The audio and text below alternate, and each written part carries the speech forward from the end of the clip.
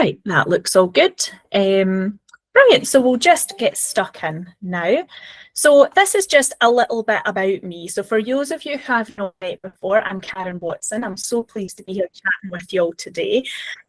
First and foremost, I am a teacher who specialises in ASN. I'm primary qualified through the PGDE programme at UWS, and I've been teaching for, we'll just go with over a decade, because otherwise I have to start counting and I run out of fingers. I've held many roles in school, including principal teacher, and I've been responsible for lots of different initiatives advocating for our ASN learners, which is really, it's my passion. It's what I absolutely love doing. And over the years, I became increasingly frustrated with the amount that was on educators and parents and everyone, but the lack of accessible information. So we were having to deal with very complex pathway children, and sometimes in our mainstream classes, sometimes in our specialist provisions, but the time and the knowledge just wasn't there, and it wasn't accessible to us. The training wasn't there. So over lockdown, I had a bit of time on my hands, so I decided to stop mouthing off and do something about it, and that is where my book came from. So it's called Good Autism Practice for Teachers. It's in the middle of this slide. It's pink. It looks lovely on your bookshelves. Just a shameless plug as we start. And it takes all the papers, research, all the high level stuff that we just don't have time to wade through. It breaks it down and it tells you, how does this look when you have a child standing in front of you? And yeah, alongside writing that, I've written for a couple of different publications, Sen Magazine, Test Scotland. I usually rant for them. It's usually a rant. And I also present some training in CPD, most recently for STEP, UWS and Edinburgh Napier. And I also have a little podcast and a little teacher book club on Patreon where we talk about some CPD reads. And on top of that kind of side hustle bundle, I also work for Twinkl Scotland, and I do all the Scottish marketing. So if you get the weekly email, that's me. And all the kind of Facebook, Instagram, and most recently TikTok, we do all of that, share all our lovely resources, and just try and build a really nice community of practitioners.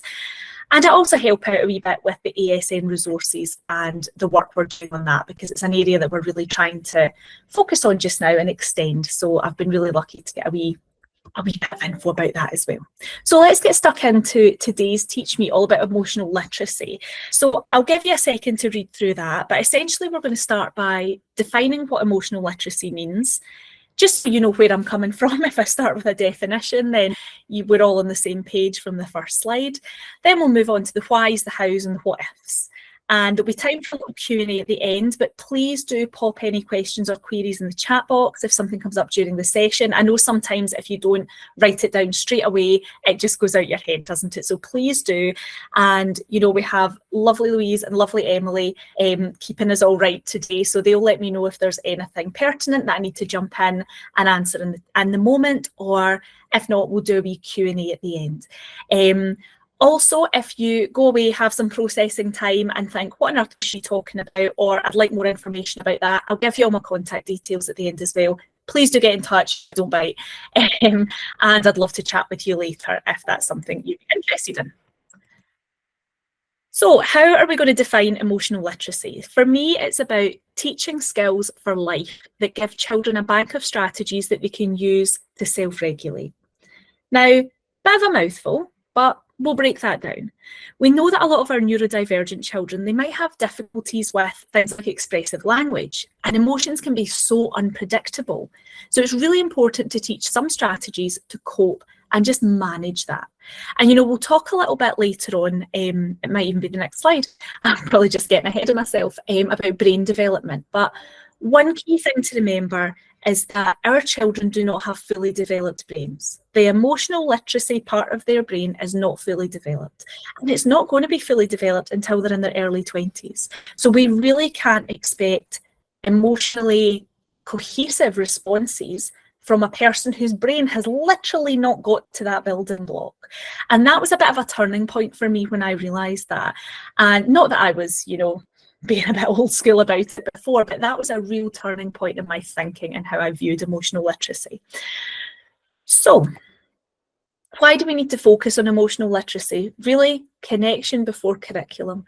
And It's just a different way of saying Maslow before Bloom, isn't it? You know, we need to get that connection there. We need to have that in place before learning can occur. An anxious child is not going to be learning. A dysregulated child is not going to be learning. A child who feels unsafe is not going to be learning. So we're going to put that time and that effort and that energy into that connection, and then the learning is going to come. Because, whoops, I nearly just spilled my drink. I need to stop waving my hands about quite as much. We'll pop that out my way. I'm a very handsy talker. If you've seen me talk before, you know I wave my hands about a lot. So I'm going to clasp those in front of me and behave and not spill my drink. So yes, it's extremely important to explicitly teach that emotional literacy, because if we don't, we're making a huge assumption that a child is calm and able to access their learning. Children need to be explicitly taught emotional literacy. We need to make that connection, earn trust, and have the child allow us to help them on their journey to self-regulation. A child's brain's not fully developed when it comes to emotional literacy. We can't expect those adult reactions in a semi-developed brain. And children's brains are growing, learning and integrating, and we need to support them with that. If a child can't swim, we teach them to swim. If they can't do maths, we teach them some numeracy. But if they can't regulate their emotions, we punish them. It just doesn't sit right with me. So the first step is to treat emotional literacy as any other part of the curriculum. And this sounds really intense, I know. So how are we going to actually teach this? And just as a little side note, I've got a little post-it here. If anyone is interested in the kind of brain development side of this, I'm not going to delve too deeply into it. We'll come back to it a little bit during debriefs, but it's a whole other thing by itself. So there's a really good book called The Whole Brain Child, and it is excellent in breaking down brain development. It is just, everything's just put in such an accessible way. It's a very easy book to read, but it's quite an intense topic. And it covers things like right and left brain integration, upstairs, downstairs brain integration, and it was a huge influence on my own work in emotional literacy. So The Whole Brain Child, if you've not read it, I would definitely recommend having a go. You'll also see on these slides, the purple box in the bottom is connections.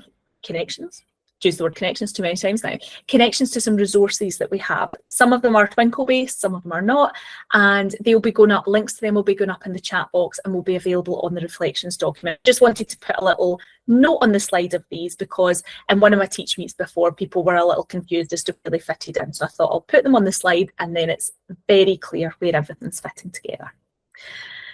So how are we going to teach emotional literacy? We are going to identify, investigate and regulate. Now, putting these three words together has just given me a little bit of a structure, because obviously emotional literacy, it's not like a numeracy curriculum that, well, we need to learn this, then we need to learn this, we need to learn this. It's a bit more subjective than that, but actually we can put it into a bit of a structure, and we can give ourselves a bit of a structure for teaching it so that it's not too tricky and too, you know, can't put your finger on it sort of thing.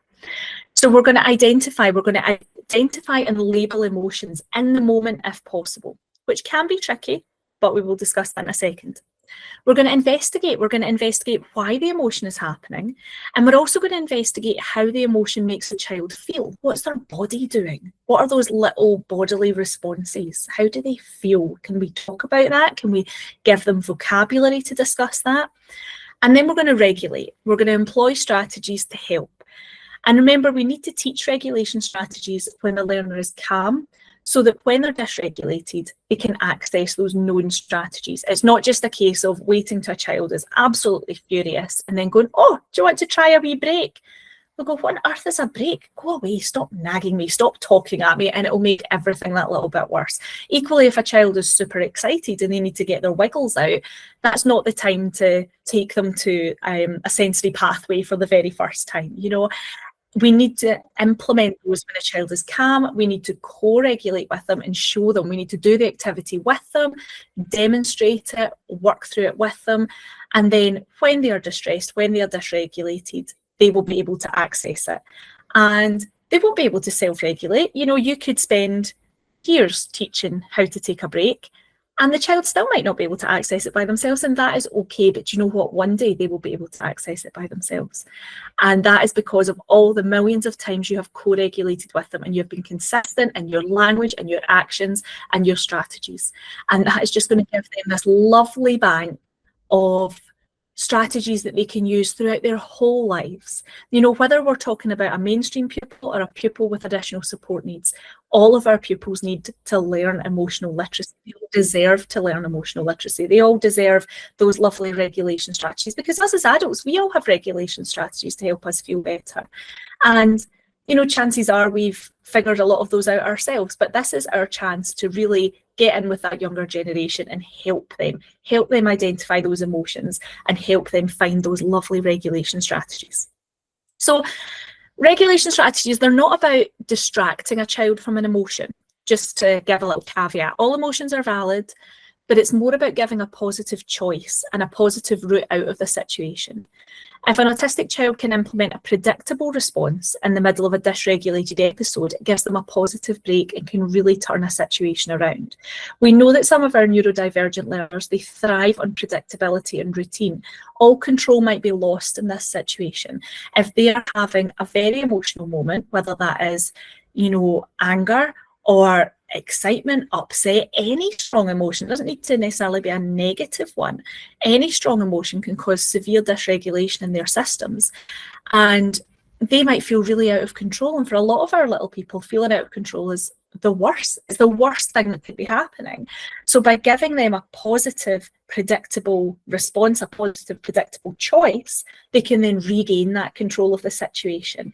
And even though really you're in charge of that situation, because you're the one who's pointing at the symbol that says, like, take a break or do wall presses or whatever we need to do, go to soft play, whatever we need to do in that situation, you're the one that's really kind of managing that situation, but the child feels like they've got an element of control, and that can sometimes be all it takes to bring that back. So what are we actually going to do? We're going to come up with a way to identify emotions. So whether this is words, labels, symbols, photos. Using these whenever you see a child experiencing an emotion can help link the emotion name to the feeling, and that's the first step in regulating. Identifying the emotion is best done in the moment. You observe a child experiencing an emotion and you label it, preferably both visually and verbally. So you look angry, showing a symbol for angry. You look happy, showing a symbol for happy. It's just building those little links. And it's helping a child with their recall.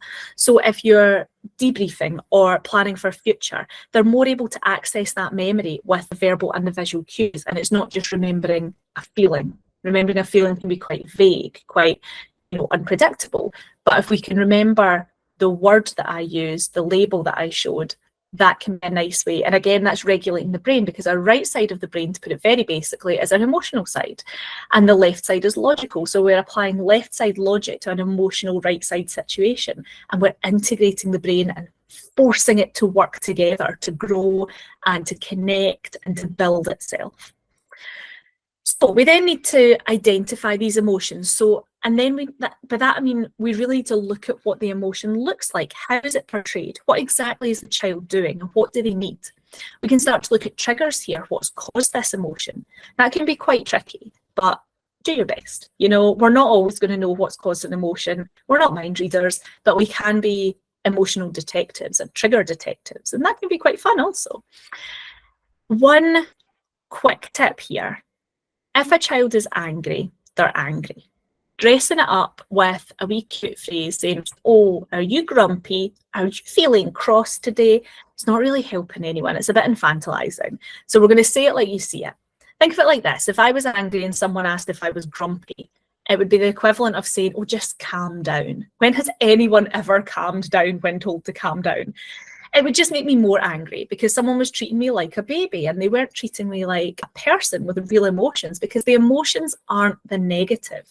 Sometimes how we react and how we deal with the emotions is not that negative. You know, for example, if we push someone, or if we throw something, or if we hurt ourselves, that's not a great reaction. That's not a great strategy to have. But the actual emotion itself is not a bad thing. Absolutely fine. We all have them. We just need to learn to sort of manage them and deal with them in a way that's appropriate. So especially when you're working with older children, if you're working on labelling emotions, it's important to get that terminology right. And once you and the child are comfortable labelling the emotion, it's time to engage with a regulation strategy. What's going to help this child feel better? And this can be applicable to a child who's distressed, but also one who's maybe really excited. So what you want to do is you want to think of what the child enjoys doing, what helps them feel calm, and what senses might they need to engage here. So there's a little bit of sensory processing comes into play here as well, because we want to really think, are there any sensory needs that aren't being met in this moment, and how can we meet those? So then we're going to move on to some strategies. We're going to again circle back to identify, investigate, and regulate, and tackle each one at a time. So identify, for this we need to have a really strong system of labelling emotions. There's some excellent resources been shared on the chat for this slide, the last slide already. And I find it easiest to have a set of symbols on my lanyard. So for example, these ones on the left of my screen, it might not be the left of your screen, the little green fans with the word identify over the top. These are excellent because you can have them handy. You can also have lanyard versions of these. Those are available as well. And they're just super accessible. If I've got an emotions set of emotion symbols on my lanyard, I don't need to say, oh, hold on a wee minute till I go and get my emotion symbols. They're right there. Because often in the moment, you're not going to have that 30 seconds to go and rifle through a folder and get that. You need something that's there, that's with you. But having it even as a visual on the table, on the desks, or attached to you can be really, really helpful.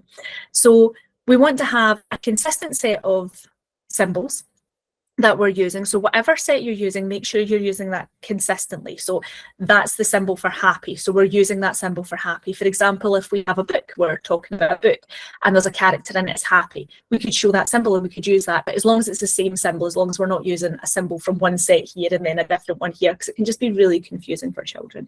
And yes, some of our older learners might be absolutely fine with that generalization, but some of our younger students and some of our ASN students, that semantic memory that's involved with generalization can be really tricky. So we don't want to push anyone. So yes, then we're going to investigate. We're going to normalise talking about emotions. So we're going to talk about emotions. We're going to talk about the good, the bad, and the ugly. We're going to talk about bodily sensations, physiological symptoms, and everything that goes alongside the emotions. So you can see in this resource here, we're thinking about my thoughts are, my heart is beating, my hands feel, my breathing is. So for example, if you are feeling scared and anxious, your heart might be beating fast, your hands might be clammy, your breathing might be shallow.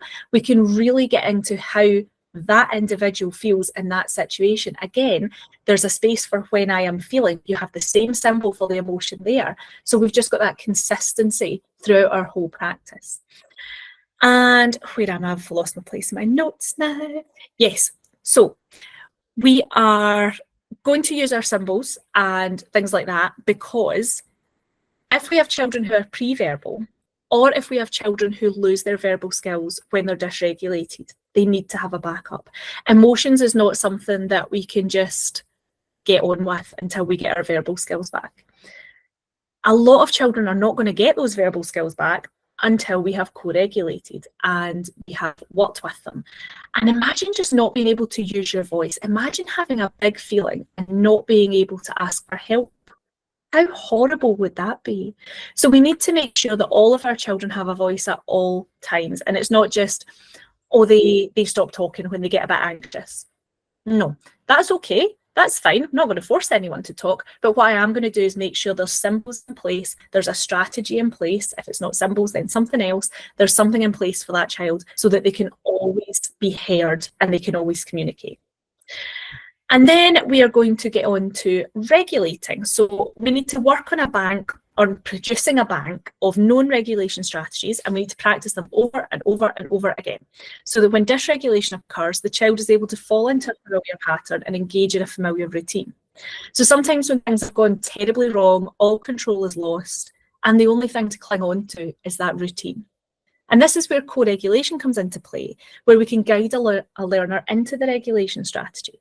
And if I've jumped a step, co-regulation is when we're demonstrating the strategy alongside the learner. So if they are having a little lie down, we're lying down on the floor beside them. If they're going for a walk, we're going with them. If they are engaging in a sort of sensory circuits pathway, we're going to do that with them as well. We're going to show them what they need to do to feel better, essentially. And eventually that's going to lead them on to self-regulating, which is when they're able to engage with the strategy themselves. So, time for a little example. We've got a learner, angry learner. They're frustrated by a task and they have flung their work box across the classroom. How am I going to approach this? So depending on level of understanding, I could do one of the following. I could go to the learner and say, stop walking. And then we start walking together.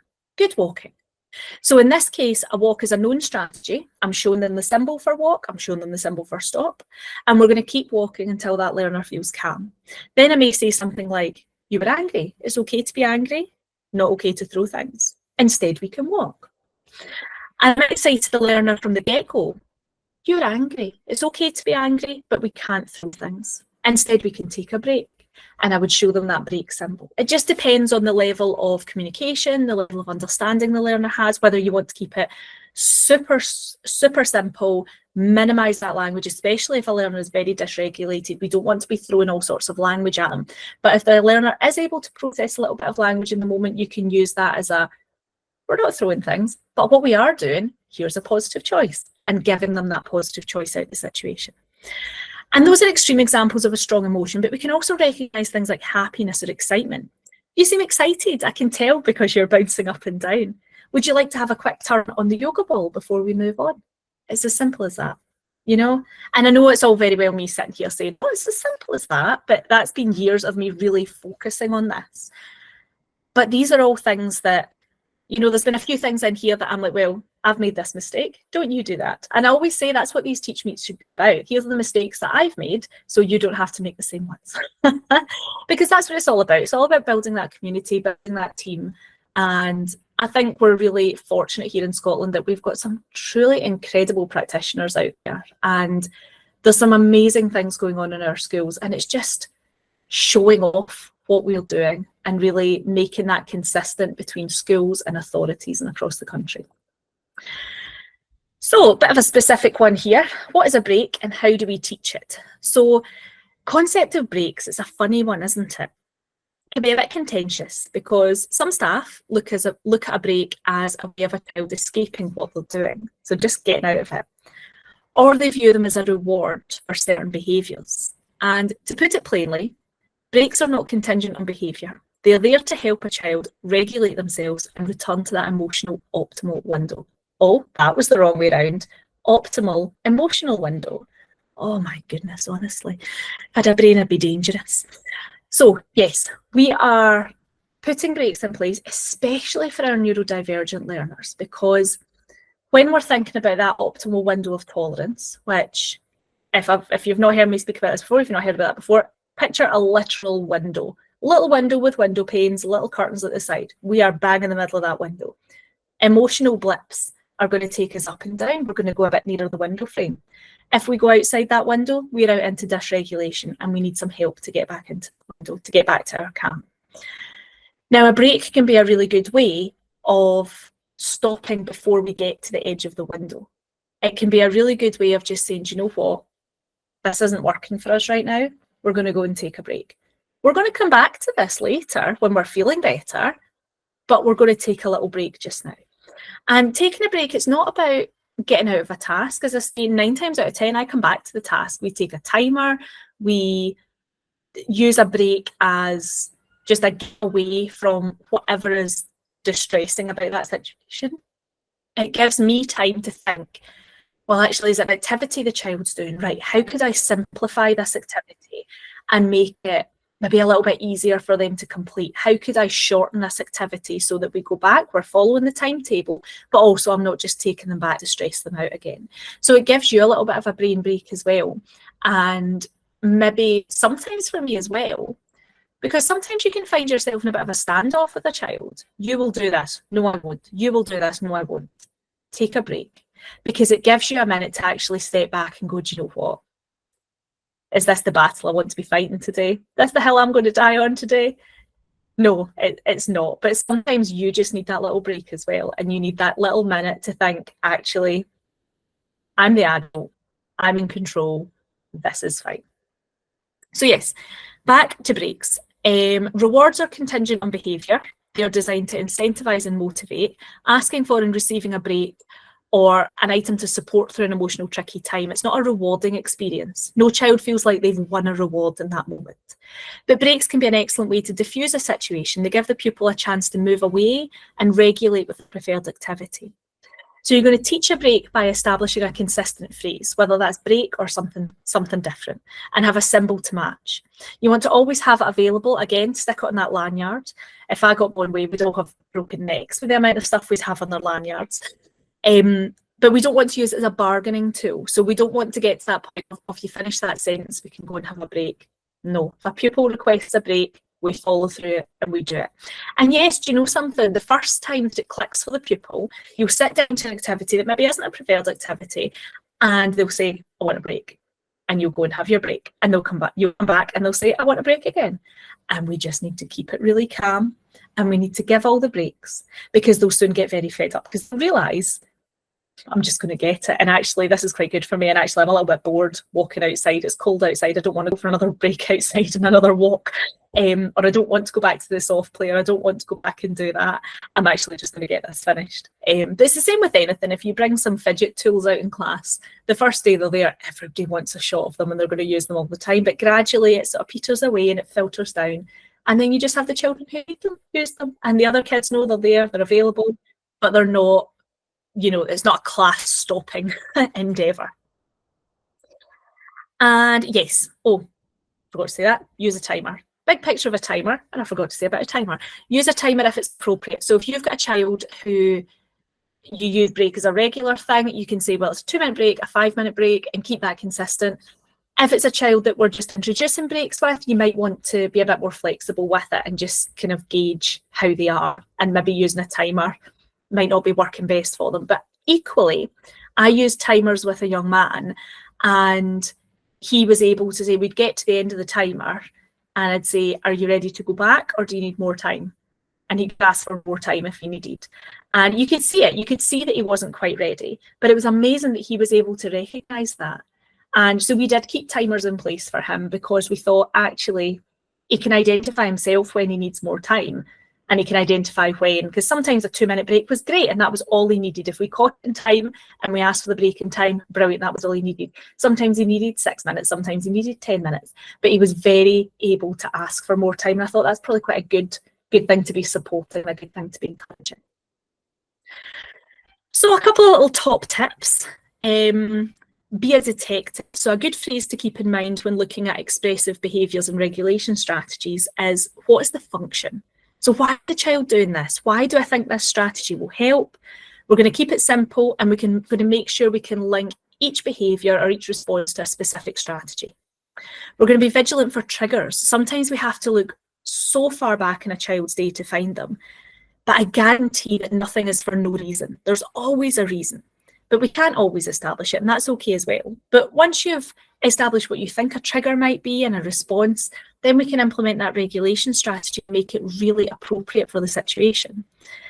And if you have a staff member that you work with who insists on saying it's for no reason, turn it into a team meeting, investigate, really look at the child's day, unpick it, and work out where the wobble started. Because some people, they just haven't thought about emotional literacy as much as others. And I've definitely come across colleagues who've, they just keep doing that for no reason. And it's not for no reason, but I'm not going to start an argument or make the colleague feel bad by saying, don't be silly, it's not for no reason. I'm going to go, well, do you know, I bet it is for a reason. I bet we've just not worked it out yet. I bet you and me, we can put our heads, you know that child so well, I bet we can put our heads together and work this out. And you know, that's often the person who knows that child inside out, and that's why they think it's for no reason, but it's just because they've not had that additional perspective, which is really interesting. And it can be such a nice learning opportunity and such a good bonding opportunity for staff as well. We don't want to attempt too many emotions and resources at once. Take them one at a time, otherwise you and the child will quickly become overwhelmed. Pick a key focus and work on that until the child's confident.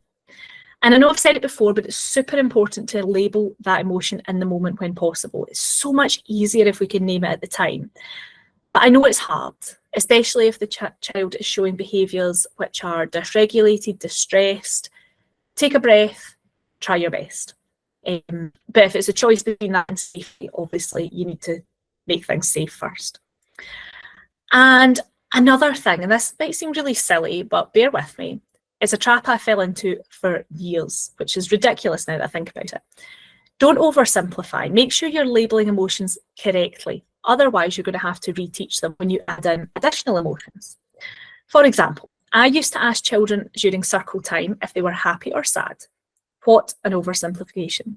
So I was labelling children as happy when they might have just been calm, content, okay. You know, think of what happy feels to you. How do you feel when you are really, truly happy? And then I'm going to set the scene for you for my morning circle. You've arrived in school, you've hung up your coat and bag, and you've had a lovely soft start with some building blocks. Timetable said circle. So this cheery teacher has just sung good morning to you and presented you with two tambourines. One has a happy symbol and one has a sad symbol. And they're asking you to choose, are you happy or sad that I'm singing in your face? Do you think you would be genuinely happy in that situation?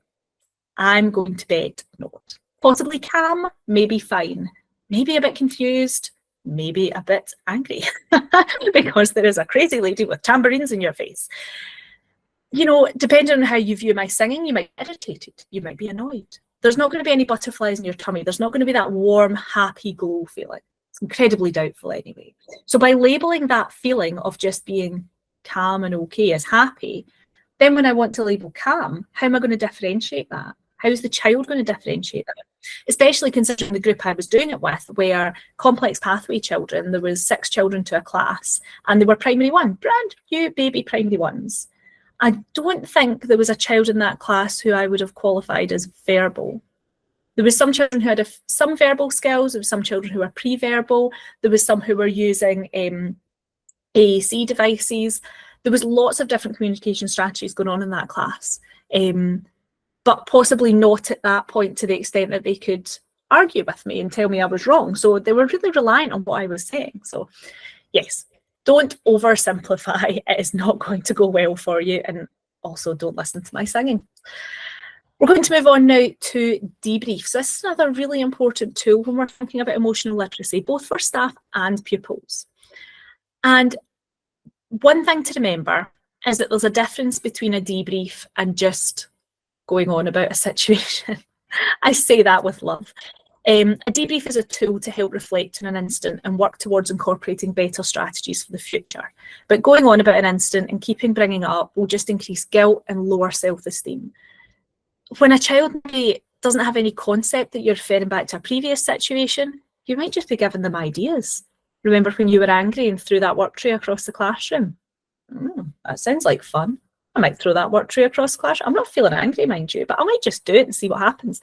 You know, let's not give the kids ideas. Our lives are tricky enough.